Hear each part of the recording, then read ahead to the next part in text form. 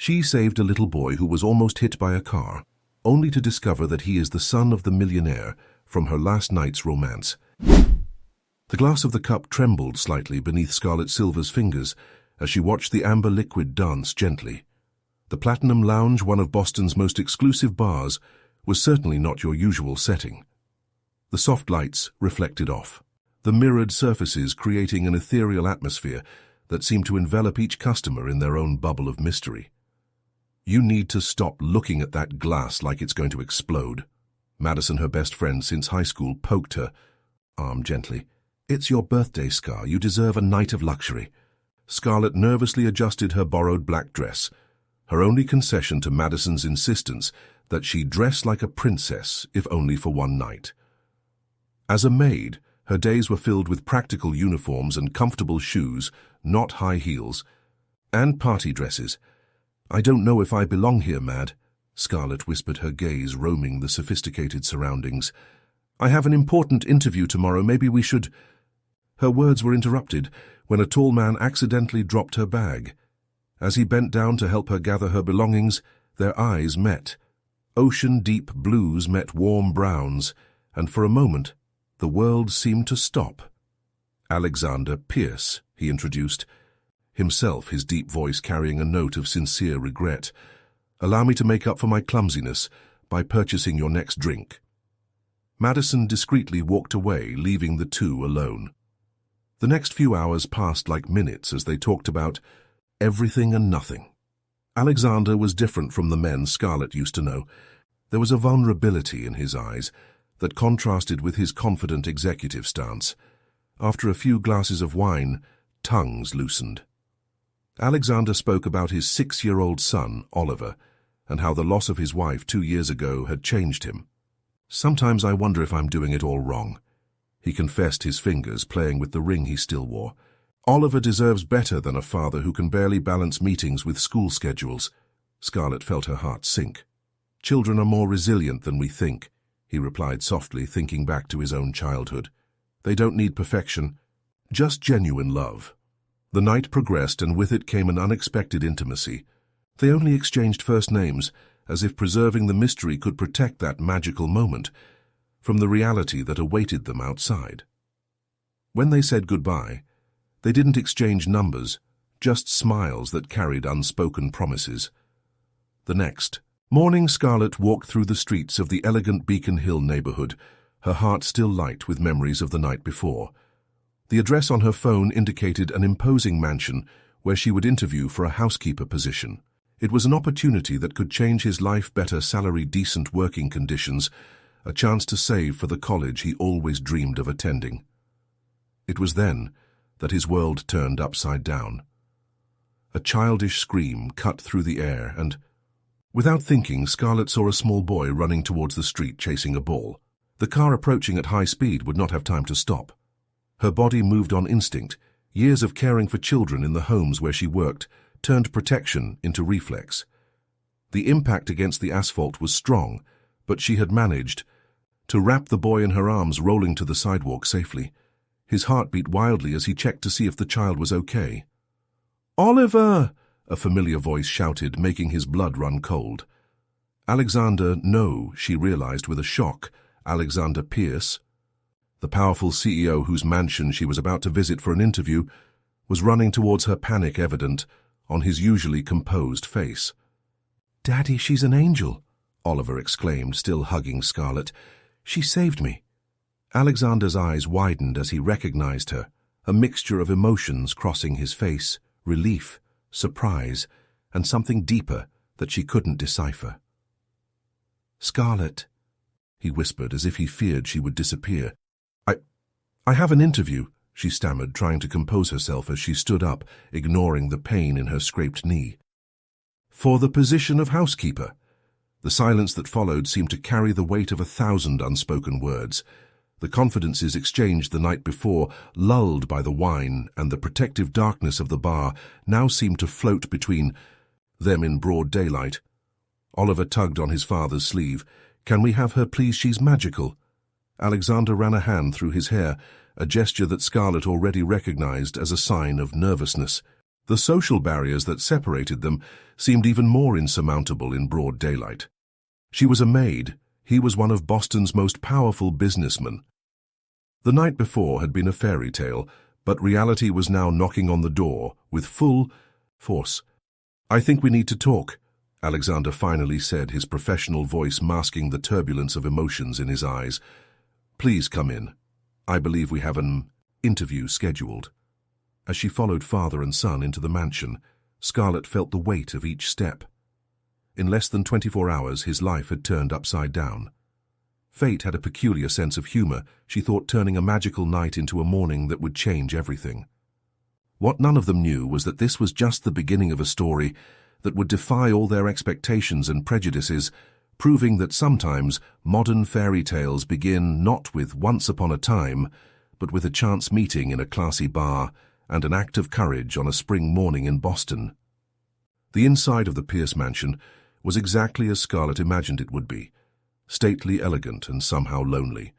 The heels of her sandals echoed on the marble floor as she followed Alexander and Oliver through the entrance hall, each step amplifying the unreality of the situation. "Mrs. Henderson," Alexander called, and a middle-aged lady with a stern countenance promptly appeared. "Please take Oliver to get cleaned up and changed." "But, Dad, I want to keep the angel," protested Oliver, still holding onto Scarlett's hand. "Oliver," Alexander used a gentle but firm tone, "we need to talk to Miss Silver about work. Remember, you'll see her later." Reluctantly, the boy let go of Scarlett's hand, but not before whispering, "Promise you won't leave." That made your heart sink. She nodded, unable to form words in front of those blue eyes so similar to her father's.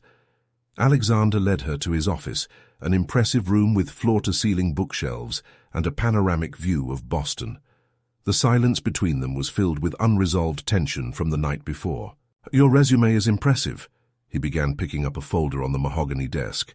"6 years of experience, excellent references." "Alexander," Scarlett interrupted softly, "I think we need to talk about last night." He paused, setting the folder aside. "I prefer Alexander Pierce in the office," he corrected, his professional voice masking any emotion. "And yes, we need to discuss this. What happened yesterday was—" "A mistake," she added, feeling her heart sink. "Unexpected," he corrected, running a hand over his face in a tired gesture. "Scarlett, you saved my son today. That means more to me than any bar conversation could." The honesty in his voice caught her off guard. "I didn't think twice," she admitted. "Seeing Oliver in danger. It was pure instinct." "That's exactly why. You'd be perfect for the job." Alexander stood up, walking over to the window. "But that's also why maybe we should rethink this situation." Scarlett felt her cheeks burn. "If you're worried about what happened last night—" "I'm worried about everything," he turned to face her. "With the fact that I opened up to a stranger about my insecurities as a father. With the fact that I spent the night thinking about you. With the fact that my son is already attached to you after 5 minutes." The air between them felt electrified. Scarlett stood up, too determined to maintain her composure. "Mr. Pierce, I'm a professional. What happened yesterday was an extraordinary coincidence, but it doesn't need to affect our professional relationship." "What if I don't want just a professional relationship?" The words escaped before he could contain them. The silence that followed was deafening. Scarlett could hear her own heart beating wildly. The social difference between them never seemed greater than at that moment. "You're my potential boss," she finally replied, her voice shaking. "And I need this job. I can't." A knock on the door interrupted them. Oliver ran in now, clean and with changed clothes.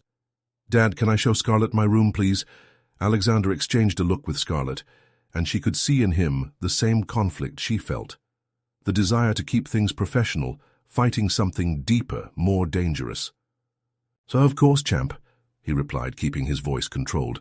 "But first I need to finish some things with Miss Silver." Oliver jumped with joy and left the office, leaving the door ajar. The moment of intimacy had passed, but its implications remained in the air. "The salary is generous." Alexander returned to professional mode, though his eyes still betrayed emotion. "You'd have your own room in the staff wing, Sundays off, and—" "I do," Scarlett interrupted him. "If you still want to hire me, I'll take the job." Alexander studied her for a long moment. "Are you sure after everything?" Especially after everything, she smiled softly. Your son needs someone who truly cares about him, and I need to prove that I can be a professional no matter the circumstances. He nodded slowly. When can it start? Tomorrow, she replied, determined not to let her personal emotions interfere with her decision. Good. Alexander extended his hand for a formal shake. When their fingers touched, they both felt the same electrical current as the night before. Welcome to the Pierce family, Miss Silver. As Oliver excitedly dragged her around the house, Scarlett couldn't help but think she was entering dangerous territory. The walls of the Pierce mansion would hold more than just the secrets of a night at a bar. They would bear witness to the daily struggle between heart and reason, between duty and desire. What none of them knew was that that decision would be just the beginning of a journey that would test not only their ability to keep up appearances, but also their understanding of what really matters in life. Scarlett's first day as housekeeper at the Pierce mansion began before sunrise. As he organized his new room in the staff wing, his hands shook slightly as he folded the few belongings he had brought with him. The room, although modest compared to the rest of the mansion, was larger than his entire old apartment. Miss Silver, Mrs. Henderson's voice sounded through the door. Breakfast will be served in 15 minutes. Mr. Pierce requests your presence to discuss Oliver's routine. On the way to the kitchen, Scarlett watched as the mansion slowly came to life. Employees moved silently through the hallways like well-oiled gears in a Swiss watch. Mrs. Henderson, she soon realized, was the engine that kept everything running with military precision. Good morning, Angel. Oliver's excited voice took her by surprise. The boy was already sitting at the kitchen table, his legs dangling without reaching the floor. Alexander was at her side, hidden behind the morning newspaper, but Scarlett could feel his presence like a magnetic force. Oliver, what did we talk about formality? Alexander lowered the newspaper, revealing tired eyes that suggested a poor night's sleep. Sorry, good morning, Miss Silver, Oliver corrected, but winked at her conspiratorially. Good morning, Oliver, Mr. Pierce. Scarlett maintained her professional tone, even as her heart fluttered upon meeting Alexander's gaze. Breakfast passed in a carefully choreographed dance of formalities and protocols. Mrs. Henderson presented Scarlett with Oliver's detailed schedule: piano lessons on Tuesdays, swimming on Thursdays, math tutoring on Fridays. Oliver has trouble sleeping, Alexander mentioned, his voice softening as he spoke of his son. Since Caroline. He trailed off, the memory of his wife still an open wound.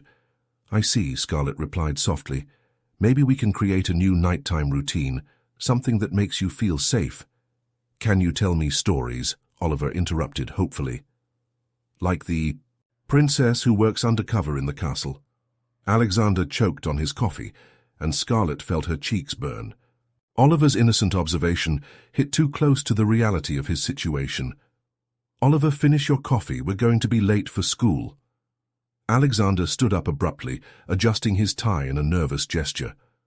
After father and son left, Mrs. Henderson took Scarlett on a detailed tour of the mansion. Each room told a silent story of the Pierce family photos.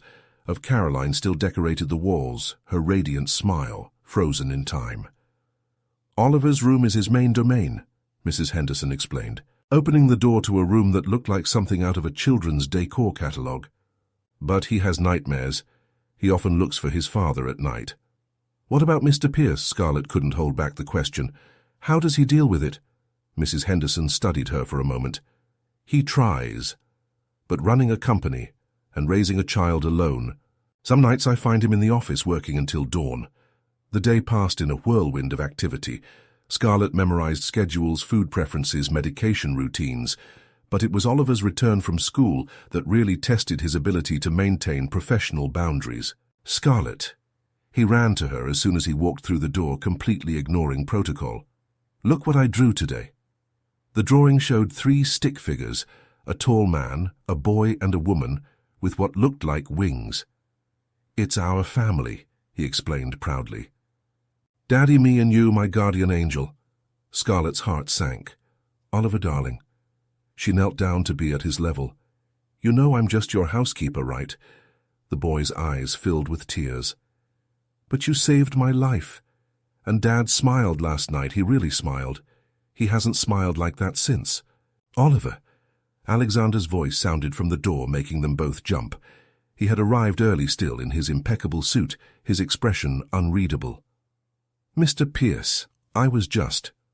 Scarlett, he interrupted her, using her first name for the first time since she started working there. Diane, we talk in the office. The walk to the office seemed endless. When the door closed behind them, the silence weighed like lead. That's not going to work, is it? Alexander finally spoke, his voice thick with restrained emotion. I'm sorry, I should have been more professional with Oliver. It's not that. He walked closer, stopping inches away from her. It's all of this. Having you here so close and so far away at the same time, seeing how Oliver has become attached to you. Please, Scarlett whispered, her heart hammering against her chest. We can't ignore what's going on. Pretend like that night at the bar didn't mean anything. You're my boss. She took a step back, meeting the wall. And your child needs stability, not complications. Alexander closed his eyes as if trying to regain control. You're right, of course, I'm your boss, and you're... He didn't finish the sentence, but the weight of the social differences between them hung in the air. The housekeeper, Scarlett finished softly.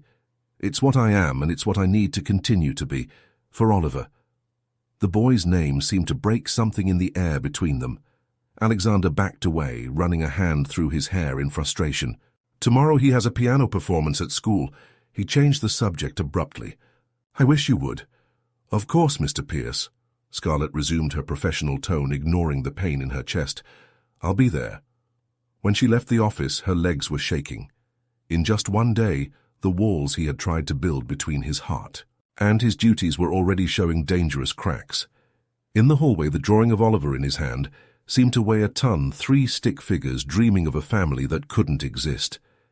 What none of them knew was that this would be just the first of many moments in which heart and duty would conflict, testing the limits between the professional and the personal, between the possible and the forbidden. The music room at Brighton Academy was packed for the first-year students' performance. Scarlett, sitting discreetly in the back row, watched Oliver nervously adjust his bow tie as he waited his turn.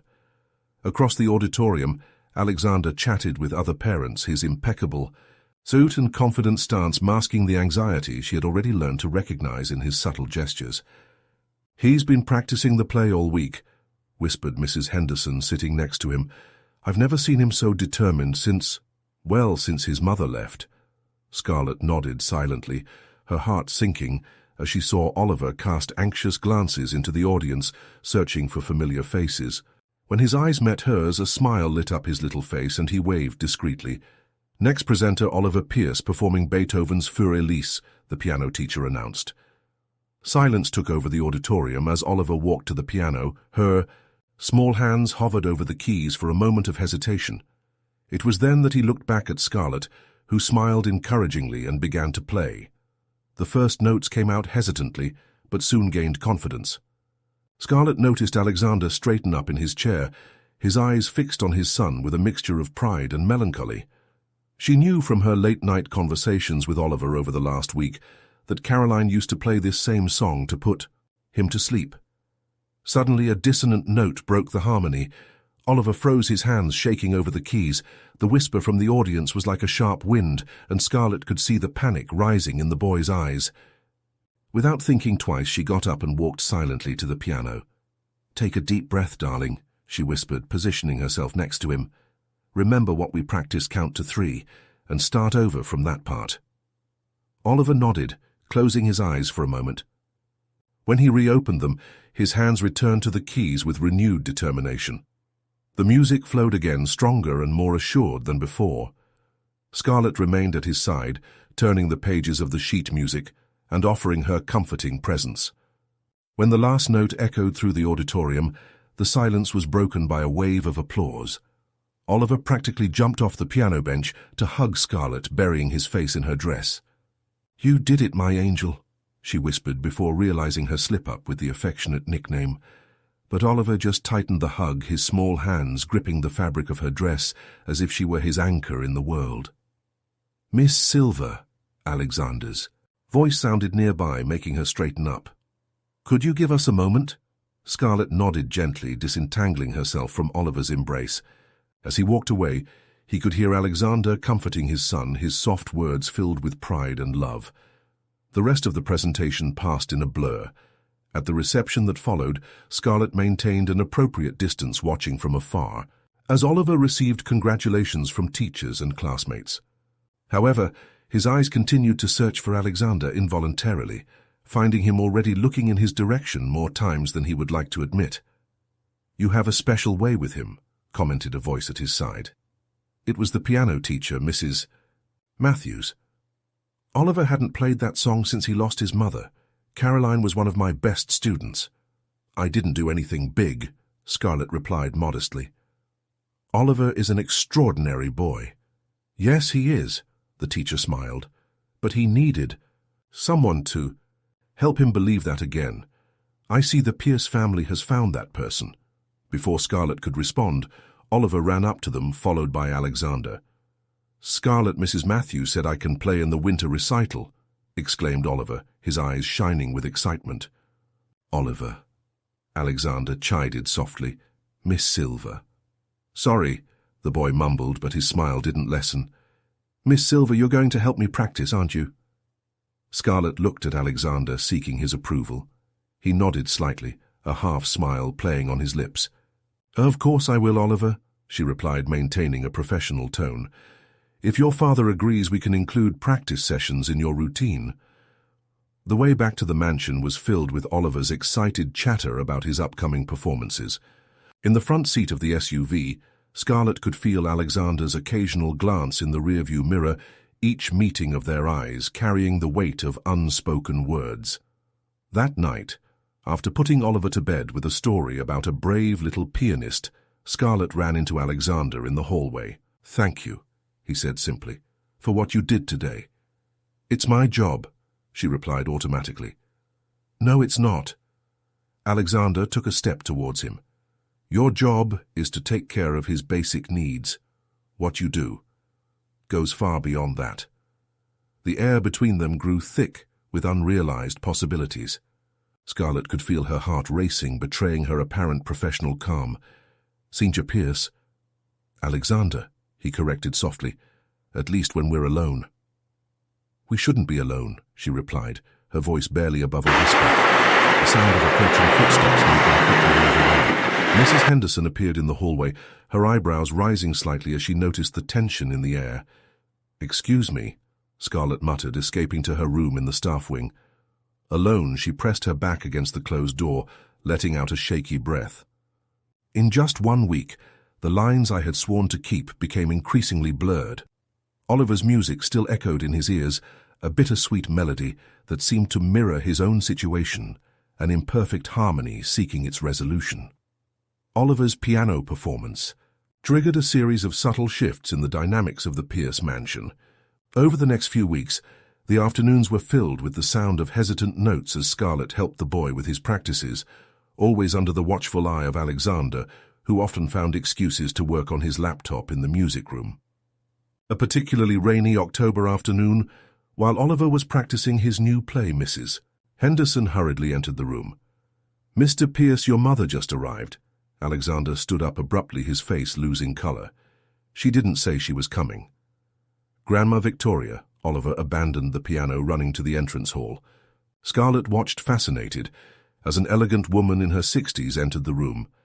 Victoria Pierce carried with her an aura of natural authority, her discerning eyes cataloguing every detail of her surroundings until they landed on Scarlett. "And who would you be?" The question sounded more like a demand. "Mother, this is Miss Silver, Oliver's new governess." Alexander interjected, his voice straining slightly. "Ah, yes, Margaret's replacement." Victoria arched a perfectly shaped eyebrow. "I hope you're more qualified than the last one." "Scarlett is an angel, Grandma," Oliver exclaimed. "She saved me from a car and now she helps me with the piano and—" "Oliver," Alexander interrupted gently, "why don't you show Grandma your new swimming trophies?"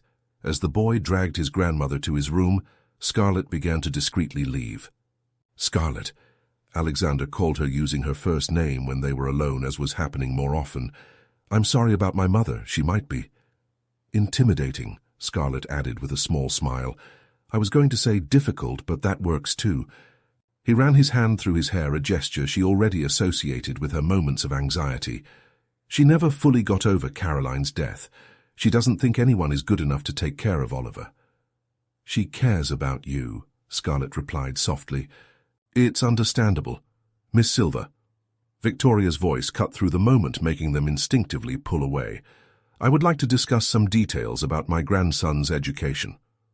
The next hour in Alexander's office was a meticulous interrogation. Served Scarlett's qualifications, her references, and her approach to education. Victoria Pierce conducted the questioning like a seasoned prosecutor, while Alexander watched helplessly, torn between his position as an employer and his growing desire to defend Scarlett. Harvard, Victoria asked, looking over Scarlett's resume. I don't see any mention of higher studies. No, ma'am, Scarlett maintained her composure. I haven't had the opportunity to go to university yet. Still, you trusted her with Oliver's further education?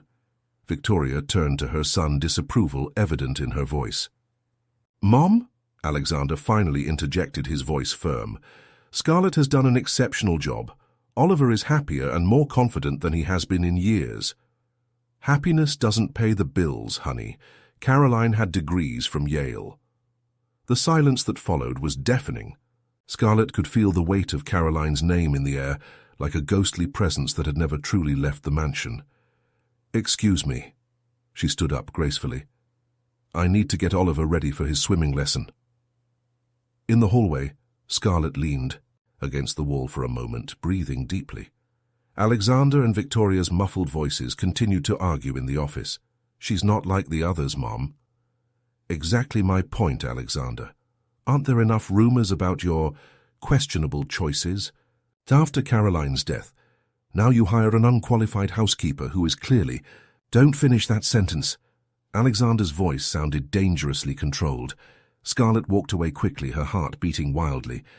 Victoria's words had touched on her own insecurities, the social distance between her and the Pierces, her lack of formal education, the looks she exchanged with Alexander when they thought no one was watching. At bedtime, while tucking Oliver into bed, the boy surprised her with a question. Scarlett, have you met my mother? No, darling, she replied softly, adjusting her blanket. But I've heard wonderful things about her. Grandma says she was perfect, Oliver continued, his voice small. Sometimes I think Dad and Grandma are sad because I'm not as perfect as she was. Scarlett's heart sank. Oliver, look at me. She held his little hands. You don't have to be perfect. Your father and grandmother love you just as you are. Do you love me too? The innocent question caught her off guard. Before he could respond, a knock on the door announced Alexander. He had clearly heard the question, his eyes meeting Scarlett's with an intensity that made her heart skip a beat. Time for bed, champ, he said, sitting on the edge of the bed. Miss Silver needs to rest. Later in her room, Scarlett couldn't sleep. Victoria's words echoed in her mind, mixing with her own doubts. Somewhere between saving Oliver from that car and today she had allowed herself to dream of something impossible, a place in this family that went beyond her position as an employee. A soft piano sound brought her back to reality. Following the music, he found Alexander in the music room, absent-mindedly playing the same notes that Oliver had practiced earlier. I didn't know you played, she said softly. Caroline taught me, he replied without turning around. How are you dealing with Hurricane Victoria? Your mother loves you. Scarlett approached the piano. She only wants what's best for Oliver. And what do you think is best for him? Alexander finally looked at her, the question carrying greater weight than his words suggested. Love, she replied simply. Acceptance, knowing that you don't have to be perfect to be loved. The silence that followed was filled only by the sound of rain against the windows, each drop marking a moment of unfulfilled possibilities between them. Victoria Pierce's presence in the mansion extended for days, transforming the once welcoming atmosphere into a minefield of unresolved tensions. Scarlett watched with growing concern as Oliver tried harder and harder to impress his grandmother, practicing the piano until his little hands hurt. One particularly cold October morning, while organizing Oliver's school supplies, Scarlett found a drawing hidden among his notebooks. In it, a golden-haired female figure, clearly Caroline, hovered like an angel over Oliver and Alexander. In the bottom corner, almost erased, was Scarlett drawn in hesitant strokes. "He misses her every day," Alexander's voice surprised her. She hadn't heard him enter her son's room. "It's natural," Scarlett replied softly, putting the drawing away. "Victoria, does she talk about Caroline a lot with him?" Alexander approached the window, watching the golden leaves dancing in the garden. "Constantly. Sometimes I think she's trying to keep Caroline alive through Oliver." "And you, Scarlett?" Couldn't hold back the question. "How do you deal with these memories? Every day is different," he admitted, turning to face her. "Some days I can smile when I remember her. Other days—" His voice trailed off slightly. "Other days I look at Oliver and see so much of her that it hurts to breathe." The silence between them was filled with unspoken words. Scarlett wanted to reach out to him to offer comfort, but Victoria's shadow and social conventions remained an invisible barrier. "Miss Silver," Victoria's sharp voice interrupted them, "I need to discuss Oliver's social schedule for the next month." The next few hours were filled with an endless list of engagements that Victoria had planned: etiquette lessons, meetings with suitable children from influential families, charity events where Oliver was scheduled to perform on the piano. "Mom," Alexander finally interjected, "he's only 6. "And he's already behind in his social development," Victoria retorted. "Caroline started attending society events at a younger age." "Oliver is not Caroline Alexander's—" Sudden outburst surprised everyone. "And I will not allow you to turn my son into her ghost," Victoria paled. "How dare you? Everything I do is for his sake, to maintain our family's legacy, something you seem to have forgotten since you started. Getting close to certain people." The look he gave Scarlett made it clear who he was referring to. Alexander stepped forward protectively, but Scarlett stopped him with a gentle touch on the arm. "Excuse me," she said calmly. "Oliver should be coming home from school. I'll meet him." In the entrance hall, Scarlett found Oliver with his head down, holding a crumpled sheet of paper. "What happened, darling?" "I got a B+ in math," he muttered. "Mom always got an A." Scarlett's heart sank. "Do you know what that means?" She knelt down to be at his level. "It means you've worked hard and improved a lot since the last test. I'm proud of you." Oliver's eyes filled with tears. "But Grandma—" "I'll learn to see you for the wonderful boy you are," a deep voice added. Alexander had followed Scarlett into the hall, his face softening at the sight of his son. That night, after putting Oliver to bed, Scarlett found Alexander in the conservatory, an untouched glass of whiskey in his hands. "I sent my mother back to Newport," he said without turning around. "She was suffocating him, choking all of us." "She just wants to preserve the memories," Scarlett offered gently. "At the expense of the present." Alexander finally looked at her, his eyes shining with suppressed emotion. "At the expense of his happiness, mine." The intensity of his gaze made Scarlett's heart race. "Alexander, when you arrived," he continued, taking a step toward her, "it was like color came back into our lives. Oliver smiles, more laughs more. For the first time in 2 years, this house feels like home again." "I can't replace you," Scarlett whispered, unshed tears shining in her eyes. "I'm not asking for this." Alexander touched her face gently. "I'm asking you to help us build something new, something of our own." The moment was interrupted by a scream coming from upstairs. "Daddy, Scarlett." They found Oliver sitting up in bed, shaking after another nightmare. Without hesitation, Scarlett sat down next to him, pulling him into a hug as Alexander joined them. "Want to tell us about the dream?" she asked softly. "Mom was mad because I'm not like her," Oliver sobbed. "And then you'd leave too." Alexander and Scarlett exchanged a look over the boy's head. In that moment, social barriers, societal expectations, shadows from the past, everything seemed insignificant compared to the need to comfort that scared little soul. "I'm not going anywhere," Scarlett promised, her voice steady despite the tears that threatened to fall. "And your mother, wherever she is so proud of what an amazing boy you are." Alexander began to hum softly, the same melody that Oliver practiced on the piano, and little by little the boy began to relax in his arms. When he finally fell asleep, the three remained entwined as if that moment could freeze in time. "Stay." Alexander whispered his words, carrying a weight far greater than the immediate request.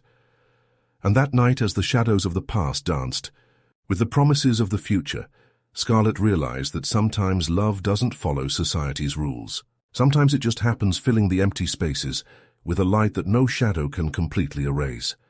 The routine at the Pierce mansion gradually found its rhythm after Victoria's departure.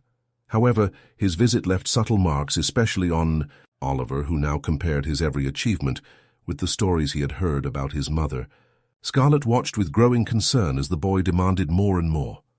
One Thursday afternoon, while organizing the library, Scarlett found a forgotten photo album on a high shelf. The images showed moments from Caroline's life graduations, social events her life perfectly documented on glossy paper. In each photo, she exuded a natural elegance that made Scarlett feel even more out of place. "Did you find anything interesting?" Alexander's voice startled her, making her almost drop the album. "I'm sorry, I shouldn't be going through the family's personal things." She started to close the album, but Alexander stopped her. "No, please." He leaned closer, his familiar scent making your heart race. "Sometimes it's nice to share those memories with someone." They sat on the leather sofa in the library, the album between them like a bridge between past and present. Alexander told stories about each photo, his voice alternating between nostalgia and a gentle sadness that never seemed to leave him completely. "This was the day I met Caroline." He pointed to a photo from a charity event. "Our families had known each other for generations. Marriage seemed inevitable." Scarlett studied the image, noticing how Caroline's smile, although dazzling, didn't quite reach her eyes. "Did you love each other?" The question hung in the air for a moment before Alexander responded. "Yes, but not in the way the novels describe it. It was a love built on friendship, on mutual respect. Caroline was my best friend." "And she made you happy?" "She gave me Oliver." Alexander smiled softly. "And yes, we were happy in our own way. But sometimes I wonder if either of us really lived the life we dreamed of." The silence that followed was interrupted by the sound of hurried footsteps. Oliver entered the library, his face lighting up when he saw Scarlett, but hesitating when he noticed the photo album. "Come here, champ," Alexander called, making space between him and Scarlett. "We were just looking at some pictures of Mum." Oliver settled between them, his little eyes scanning the images with a mixture of curiosity and melancholy. "She was so beautiful," he whispered, "and intelligent, and perfect in everything." "You know," Scarlett began softly, "your mother had her imperfections too, everyone does." Alexander looked at her in surprise, but she continued. "For example, look at this photo of her playing the piano. Her fingers are too tense. She was probably nervous. And here, in this one from the prom, she's wearing 2 different shoes." Oliver widened his eyes, looking for the details Scarlett pointed out. For the first time, he saw his mother not as an unattainable, mythical figure, but as a real person with small flaws and moments of imperfection. "True," Alexander added, joining the game, "and she was terrible in the kitchen. She once tried to make cookies for her birthday party and almost burned the house down."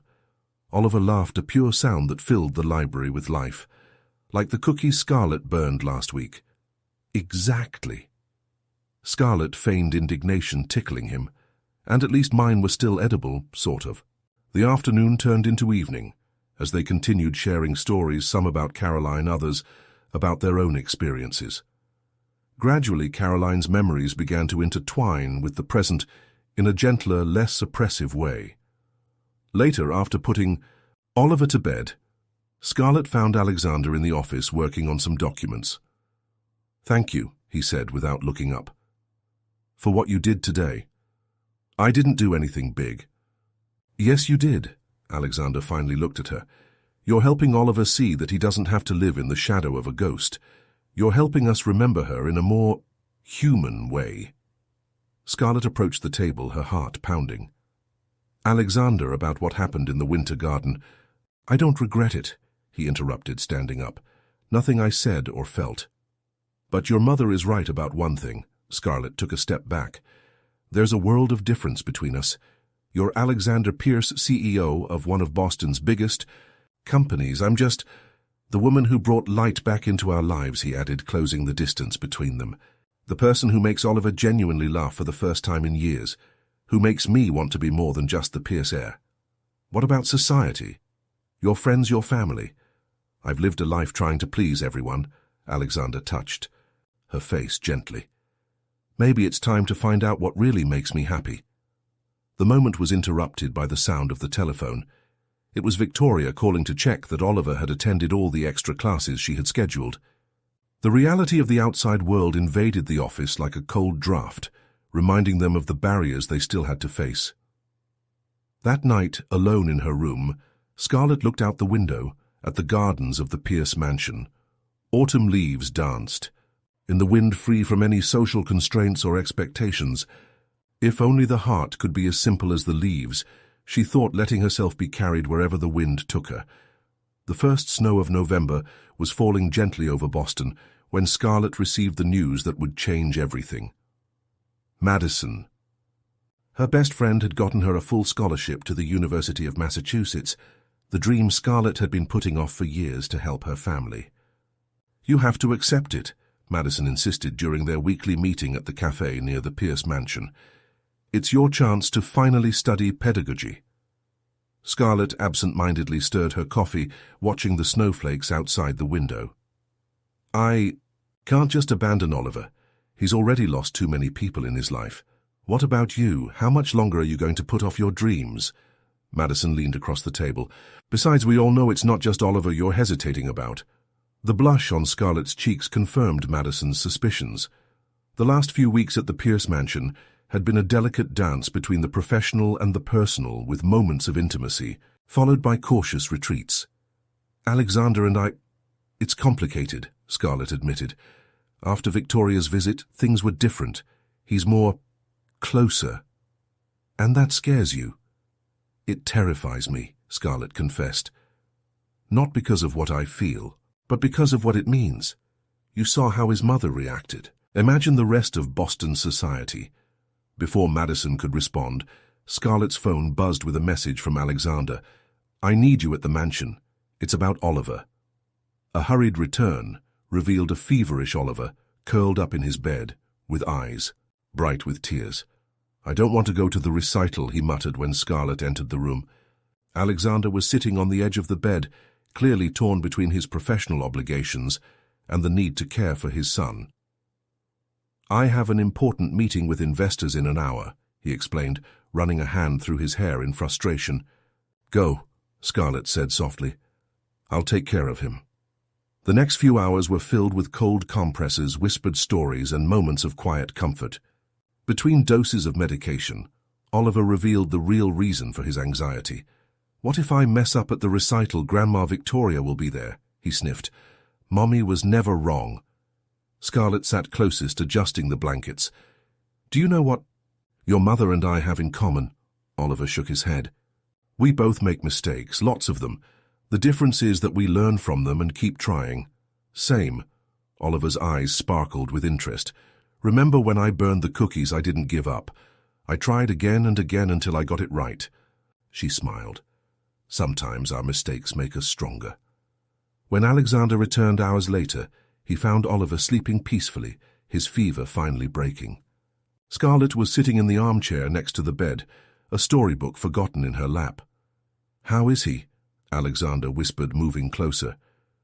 Better. The fever was more emotional than physical, she explained, standing up. He's scared about the recital. Alexander followed her into the hallway, gently closing the bedroom door. Thanks to my mother and her impossible expectations, he'll get over it, Scarlett assured.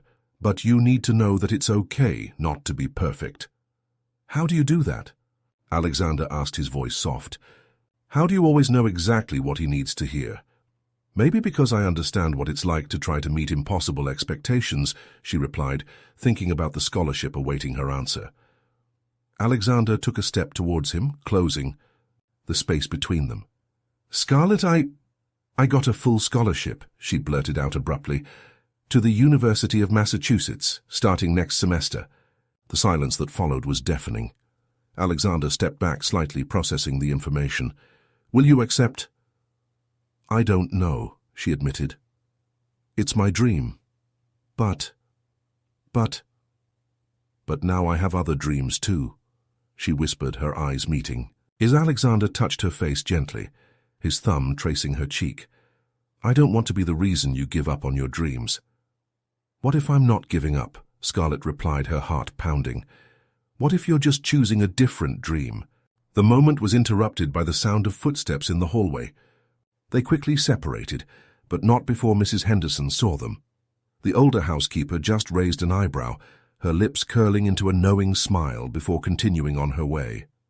The university is only 30 minutes away, Alexander said after the footsteps moved away. And Boston has great schools where you could intern while you study. Scarlett looked at him, surprised. Have you ever thought about that? I think about a lot of things lately, he admitted.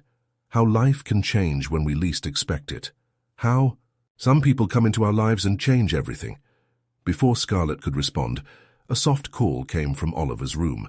The reality of their responsibilities called them back, but something had changed on that snowy November night. The barriers that seemed so insurmountable began to show small cracks, and through them a different light began to shine. Brighton. Academy's winter recital was fast approaching, and with it Oliver's anxiety grew. Although the fever had passed, her small hands still occasionally trembled over the piano keys during rehearsals. Scarlett watched her silent struggle, torn between her role as governess and the scholarship news that weighed on her conscience. He's progressing well, commented the piano teacher after another practice session, but there's something bothering him besides the music. Scarlett nodded, watching Oliver put away his sheet music, with meticulous care, a habit he had inherited from Caroline. He carries a lot of expectations on his shoulders for someone so young. The teacher hesitated for a moment before continuing. You know, Caroline also struggled with anxiety before performances. She just hid it really well. This revelation took Scarlett by surprise, but everyone said she was perfect in everything she did. Perfection is a heavy mask to carry, the teacher smiled sadly. Caroline knew that better than anyone.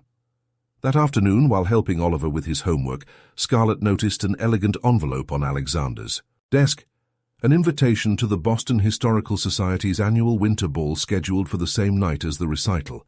Daddy always goes to this dance, Oliver commented, noticing his gaze. Grandma says it's the most important event of the year. What about this year? Is he going? Oliver shrugged, but Scarlett could see the concern in his eyes. He promised he would come see me play, but Grandma called yesterday, said there were important people he needed to meet at the dance. Oliver bit his lip, a gesture so reminiscent of Alexander that it made Scarlett's heart sink. That night, after putting Oliver to bed, Scarlett found Alexander in his office still working, despite the late hour. We need to talk, she said, closing the door softly behind her. Alexander looked up from the documents, his face softening at the sight of her. About university, about Oliver, and the recital. His expression changed subtly. My mom called, didn't she, about the dance? He needs you there, Alexander.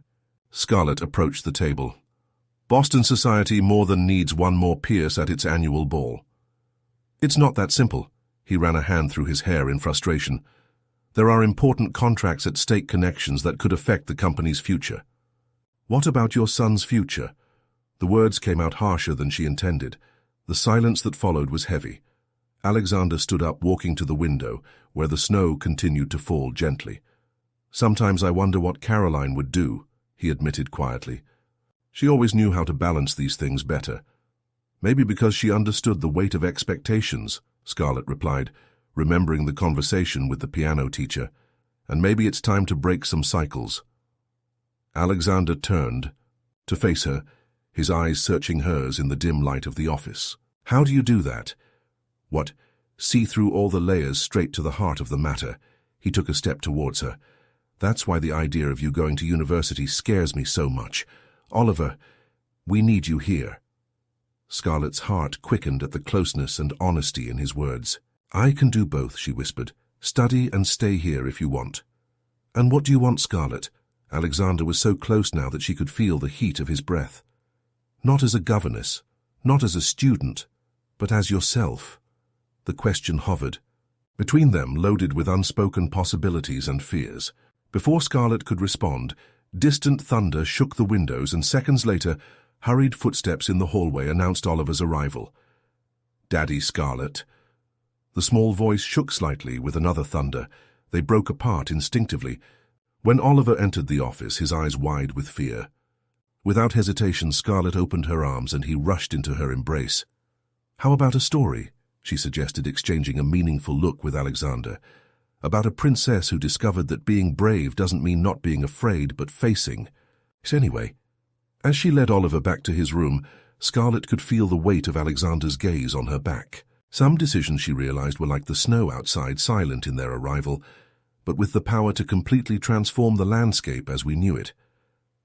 In the week leading up to the recital, the Pierce mansion buzzed with nervous energy. Oliver practiced obsessively, his small hands gliding over the piano keys with a determination that bordered on anxiety.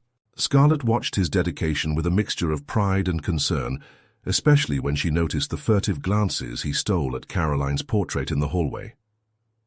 During a particularly tense afternoon of rehearsal, Ms. Henderson hurriedly entered the music room. "Miss Silver, there is someone wanting to see you at the entrance." To his surprise, Madison was waiting in the hall, holding an official envelope from the University of Massachusetts. "The deadline to accept the scholarship is tomorrow, Scar," she said, without preamble. "They need an answer." Oliver, who had followed Scarlett curiously, took in the scene with wide eyes. "Are you leaving?" Her small voice shook at the question.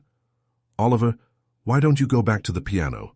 Scarlett tried to soften the moment, but the damage was already done. "No," he shouted, something rare in his usually controlled demeanor. "Everyone always leaves first, Mom, now you." Before Scarlett could react, Oliver ran upstairs, his footsteps echoing through the mansion. Madison gave her an apologetic look. "I'm sorry, I didn't know." "It's okay," Scarlett sighed, taking the envelope.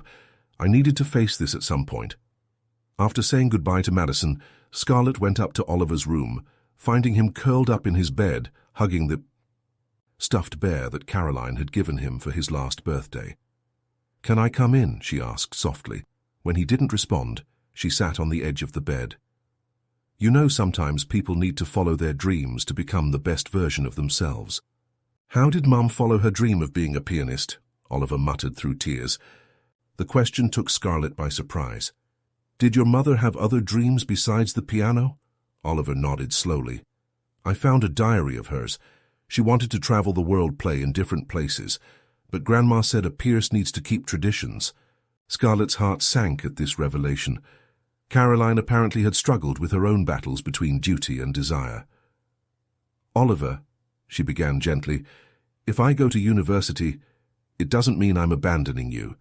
It means I'm trying to become someone, even better, someone who can help you in ways I can't even imagine yet. Promise." He sat up, his blue eyes shining with unshed tears. "I promise, and you know what, we can video call every day. You can tell me about your piano lessons, and I can help you with your homework even from afar." A small smile began to form on his lips. "Like a secret teacher." "Exactly. And on the weekends I can come visit you. We can even make those cookies we always burn." The sound of footsteps in the hallway announced the arrival of Alexander, who had returned from the office early, after receiving a message from Mrs. Henderson about the incident. "Is everything okay here?" he asked, his gaze moving from Oliver to Scarlett.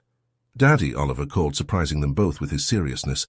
"We need to let Scarlett follow her dreams like Mum wanted to follow hers." Alexander paled slightly, and Scarlett realized that he also didn't know about Caroline's unfulfilled desires. "Yes, champ," he finally replied, sitting on the other side of the bed. "We need to, but you know what, we can support her just like she's always supported us." Scarlett's eyes filled with tears at his words. Alexander continued, "Actually, I've been thinking, Mac, the university isn't that far away. Maybe we can rearrange your schedule, allow you to study and continue some of your work here." "Same," both Scarlett and Oliver asked simultaneously. "Really?" Alexander smiled. After all, some people become part of the family regardless of the titles they carry. The moment was interrupted by Alexander's phone call, Victoria, once again insisting on her presence at the winter ball. "No," he said firmly, surprising everyone. "Oliver has his recital that night, and that's where I'll be. The company will survive. Without another social event." After Oliver finally calmed down and returned to the piano now with a new purpose in his practice, Scarlett found Alexander in the hallway. "Thank you," she said simply. "For what?" "For helping me achieve my dreams, without having to give up on this one." She gestured around, indicating not only the mansion, but the family she had found there. Alexander approached, his intense eyes fixed on hers. "Scarlett, The sound of the piano interrupted what he was about to say. Oliver had started playing a new melody, different from the recital piece. It was its own composition, tentative, but hopeful, echoing through the halls of the mansion, like a promise that sometimes dreams don't need to be chosen or abandoned. Sometimes they just need to be reimagined. The day of the recital arrived with palpable excitement at the Pierce mansion. The softly falling snow outside contrasted with the frenetic energy inside, where Oliver rehearsed one last time before the performance, his small hands moving with newfound precision over the keys. Scarlett watched from the music room door the envelope from the University of Massachusetts, weighing heavily in her pocket. She had sent her response the night before after a long conversation with Alexander in his office. The decision to accept the scholarship while maintaining a flexible schedule at the mansion seemed both a leap in the dark and an inevitable step into the future. "He's different today." Alexander's voice surprised her. He was standing next to her, already dressed for the recital, in a navy blue suit that accentuated the color of his eyes. "More confident," Scarlett agreed. "I think you finally understand that you don't have to be perfect to be loved." The exchange of glances between them carried the weight of unspoken words, interrupted by the unexpected arrival of Victoria Pierce. She entered the mansion like a gust of icy wind, her heels echoing on the marble floor. "Alexander, we need to talk," she announced, deliberately ignoring Scarlett's presence. "I just spoke to the Huntingtons. They're expecting you at the ball." "We've already discussed this, Mother," Alexander replied firmly. "I'll be at Oliver's recital." "Be reasonable." Victoria lowered her voice, but not enough. Caroline would understand. She always knew how to balance family and social obligations. "No, Mother." Alexander's voice gained a rare hardness. Caroline suffered trying to be who everyone expected her to be. "I won't do the same to Oliver." Victoria paled, her eyes narrowing, as she noticed Caroline's diary on the piano, the same one Oliver had found days before. "Where did they get that?" "In the old music room," Oliver replied, finally stopping playing. "Mom wrote about all the places she wanted to see. Paris, Vienna, Moscow." "Those were just youthful daydreams," Victoria dismissed, but her voice trembled. "Slightly." "They were dreams, Mom," Alexander corrected. Dreams she never realized because she was too busy being the perfect Pierce everyone expected. The silence that followed was broken only by the distant sound of the living room clock.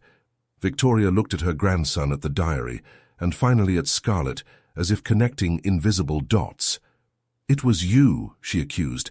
"Since you arrived, you've been planting ideas in their heads, questioning our traditions, our position." "No, ma'am," Scarlett replied calmly. "I just helped them see that there is more than one way to honor Caroline's memory." "And who are you to talk about Caroline?" Victoria took a step forward. "A simple housekeeper who—" "A woman who saved my son," Alexander interrupted, placing himself between his mother and Scarlett. "Who taught him that love doesn't depend on perfection, who showed me that sometimes we need to break patterns to find true happiness." Oliver got up from the piano, walking towards his grandmother with the diary in his hands. "Grandma, look what Mom wrote here." He opened to a bookmarked page. "She says her biggest dream was for me to be happy, not perfect." Victoria took the diary with shaking hands, her eyes running over the familiar words of her deceased daughter. Something in his expression softened like ice melting under the first rays of spring sunlight. "She had so much talent," Victoria whispered, more to herself than to anyone else. "I thought I was protecting his legacy, but maybe it was just repeating a cycle," Alexander added gently. "But we can do it differently, Mom. For Oliver, for Caroline." The afternoon wore on, and with it the anticipation for the recital grew. While helping Oliver get ready, Scarlett noticed Victoria standing in the bedroom doorway, silently watching. "Are you really going to university?" the older woman asked, surprising Scarlett with her almost casual tone. "Yes, ma'am. Pedagogy." Victoria nodded slowly. "Caroline wanted to be a teacher, you know, before everything." The silence that followed carried the weight of generations of unfulfilled expectations and dreams. Finally, Victoria approached Oliver, adjusting his bow tie with expert hands. "Show them who you are, darling," she said softly, "not who they expect you to be." That small change, that moment of vulnerability, seemed to mark the beginning of something new in the Pierce family. As they prepared to leave for the recital, Scarlett realized that sometimes the greatest transformations begin not with grand gestures, but with small moments of understanding and acceptance. The Brighton Academy auditorium was packed that winter night. Families of Boston's elite lined the red velvet rows, their whispered conversations, creating an atmosphere of anticipation.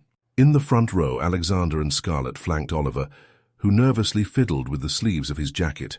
Victoria, to everyone's surprise, had chosen to sit next to them, Caroline's diary resting on her lap like a talisman. "What if I make a mistake?" Oliver whispered, his voice shaking slightly as he watched other students introduce themselves. "So you keep playing," Scarlett replied softly, adjusting her bow tie. "Like in life, sometimes we make mistakes, but the important thing is to keep going." Alexander watched the interaction with a tightness in his chest. Seeing Scarlett with Oliver always made him question the social conventions that kept them apart. The university envelope she carried in her pocket seemed to weigh between them like a promise and a threat. "Oliver Pierce," the piano teacher announced, and the little boy stood up, his legs shaking slightly. "Wait!" Victoria called, surprising everyone. She took something out of the diary, a faded blue ribbon that Caroline used to wear in her performances. "Your mother always said it brought you luck." Oliver's eyes glistened with unshed tears as his grandmother tied the ribbon to his jacket. The gesture, so different from Victoria's usual stiffness, seemed to symbolize a larger change taking place in the Pierce family. On stage, Oliver sat at the piano, his fingers hovering over the keys for a moment. His gaze met Scarlett's in the front row, and she smiled encouragingly. Then he started playing. The first notes of Claire de Lune filled the auditorium, but there was something different about her interpretation. Where there was once technical precision, there was now emotion. Where there was fear of error, now there was freedom to express. Alexander unconsciously held Scarlett's hand, their fingers intertwining naturally. Victoria noticed the gesture, but for once there was no judgment in her gaze, just a silent understanding that some traditions needed to make room for new melodies. When Oliver finished his performance, the silence that preceded the applause was charged with emotion. Victoria was the first to stand up, unrestrained tears streaming down her aristocratic face. The rest of the auditorium followed in a standing ovation. "He has her gift," Victoria whispered, more to herself than to anyone else, "but it plays with his heart." At the reception that followed, while Oliver received congratulations from teachers and classmates, Scarlett found a moment to step away, needing to process the emotions of the night. In the Academy's winter garden, snowflakes danced on the other side of the glass windows. "I shouldn't be here alone," Alexander's voice surprised her. "There are several members of Boston's high society, and they're wanting to meet the woman who transformed the Pierces."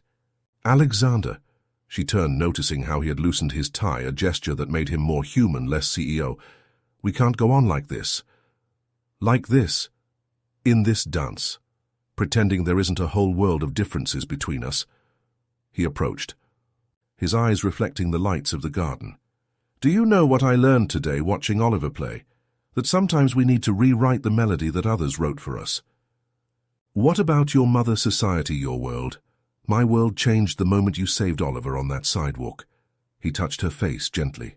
"And it continues to change every time you show us that there are other ways of living, of loving." The sound of footsteps interrupted them. Victoria was standing at the entrance to the garden, Caroline's diary still in her hands. "Sorry for the intrusion," she said, her voice softer than usual. "But I think you guys should see this." She opened the journal to a bookmarked page, where Caroline's elegant handwriting filled the page. "Sometimes I wonder if we are living the lives we should, or just the ones others have written for us. My greatest wish for Oliver is that he finds his own song, his own way of being happy. And maybe one day someone will show him that perfection is not the absence of mistakes, but the courage to keep playing even after them."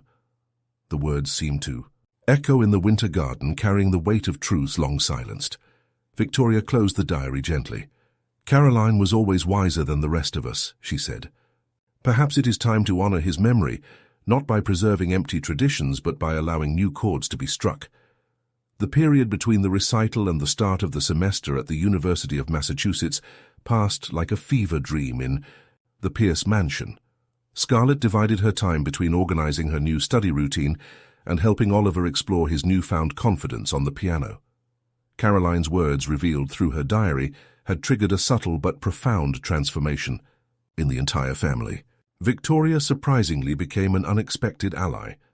On a particularly cold December afternoon, she showed up at the mansion carrying several old boxes. "I found this in the attic of the summer house," he explained, revealing stacks of handwritten sheet music. "They are Caroline's original compositions. Some have never been played in public." Oliver flipped through the yellowed pages reverentially, his fingers tracing the notes in the margins, little insights into his mother's creative process. "Did she write her own songs?" "Your mother had an extraordinary creative soul," Victoria admitted, her usual veneer of perfection giving way to genuine nostalgia. "But we all pushed so hard for her to go the traditional route."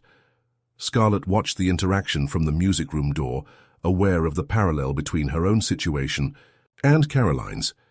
Alexander appeared at her side, his familiar presence sending shivers down her spine. "Sometimes I wonder," he whispered close enough for only her to hear, "how many dreams were sacrificed on the altar of the Pierces' expectations." "And now," she asked, turning to face him, "what happens when someone dares to dream differently?" Before he could respond, Oliver began playing one of Caroline's compositions. The melody was unlike anything they had ever heard from him, freer, more personal. Victoria brought her hand to her lips, silent tears streaming down her face. "She used to play it late at night," the Pierce matriarch revealed, "when I thought no one was listening." The moment was interrupted by the arrival of Mrs. Henderson, carrying a letter addressed to Scarlett. It was from the university detailing their class schedule for the next semester. "How are we going to make this work?" Alexander asked later, in his office as they reviewed the schedule. "Your classes work here, Oliver. We can adapt," Scarlett replied, determined. "Madison offered to help me with some classes, and I can rearrange my schedule to—" "Or we can do something completely different," he interrupted, rising from his chair, "something Caroline never had the courage to do." "What do you mean?" "Marry me." The words hung in the air like snowflakes suspended in time. Scarlett felt her heart stop for a moment. "Alexander, you can't be serious." "I've never been so serious in my entire life." He walked over, taking your hands in his. "These past few months, you've made our house a home again. You've shown Oliver that love doesn't have to come with conditions. You've shown me that there's more to life than keeping up appearances." "What about your mother? The society, its board of directors?" "I'm not that man who cares so much about that anymore." He smiled softly. "Besides, you'd be surprised how much my mother changed. Her opinion of you." As if to prove her point, Victoria chose that moment to enter the office, followed by Oliver. "Sorry to interrupt, but—" She trailed off, noticing the charged atmosphere in the room. "Oh," he finally asked. Scarlett's eyes widened. "Did you know?" "Honey, I've been watching my son plan this for weeks." Victoria smiled, a gesture that softened years from her face. "And after reading more of Caroline's diary, well, let's just say some traditions are worth breaking." Oliver ran to hug Scarlett. "Does this mean you're staying forever, officially being mine?" "Mother," Scarlett finished softly, tears escaping her eyes. "If you want." "More than anything," the boy whispered against her dress. Alexander knelt beside them, taking a small, velvet box from his pocket. "It's not the traditional Pierce ring," he explained, revealing a delicate piece with a sapphire surrounded by small diamonds. "I thought we deserved to start our own traditions." Scarlett looked at the ring at Oliver, at Victoria, who was now smiling through tears of her own, and finally at Alexander, the man who had learned to break molds for love. "Yes," she whispered, her voice cracking with emotion. "Yes to everything. Spring has arrived in Boston, bringing not only the blooming of flowers in the gardens of the Pierce mansion, but also a new phase in the lives of all its inhabitants." Wedding. Preparations coincided with Scarlett's first semester at university, creating a hectic schedule that she navigated with determination and love. One particularly busy morning, as Scarlett was reviewing her developmental psychology notes in the Pierce mansion's library, Oliver rushed in carrying a folder of sheet music. "I found one more," he exclaimed, his eyes shining with excitement. "A composition of Mom's that has never been played.